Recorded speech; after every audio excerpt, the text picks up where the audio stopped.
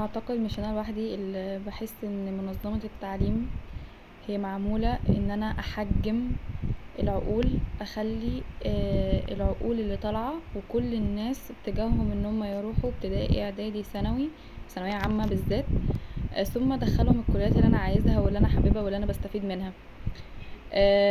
والحقيقة ان انا مثلا بسيبهم فترات طويلة دماغهم تأكسد ودماغهم تبوظ، ان انا بديهم منهج وبقعدهم 4 5 شهور في الشارع ومش في الشارع بالظبط، بس بقعدهم 4 5 شهور ما بيعملوش اي حاجة، دماغهم دي ما بستفادش منها. فانا يا دوبك بحطهم تحت ضغط كام شهر وبعد كده بمسح من عليهم الضغط ده فجأة، ومن على ولاي الامور برضو نفس الحاجة. ف بحسها ان هي حاجة فرض سيطرة على الشعب، علشان انا كده بحجمه وبحجم اهله. ما انا لو الاهل ما اتسحلتش في ان هي تدفع وان هي يبقى كل همها ان عيالها دول يبقوا احسن حاجة، فتفحت نفسها ان هي تدفع كل جنيه استثمار في تعليمهم. انا الاهل ديت لو انا ما خدتش فلوسهم من الناحية دي، ولو انا ما مسكتهمش، خدتهم كده سيطرت عليهم، خليتهم دماغهم ما تفكرش في حاجات تانية، هبقى انا كده بعمل ايه؟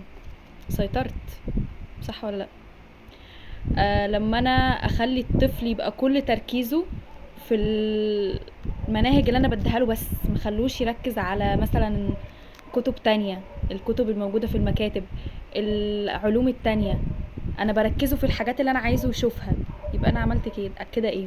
يبقى انا كده فرضت سيطرة.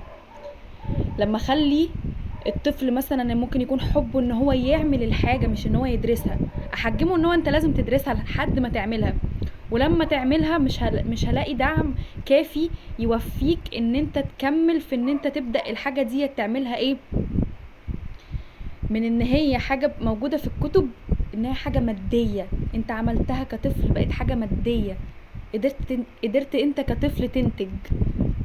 انا حجمت حاجة زي كده، خليت ان انت ما تقدرش تنتج اي حاجة الا لما يكون لك سن معين، الا لما تكون اتخرجت بشهادة معينة علشان اعترف بيها.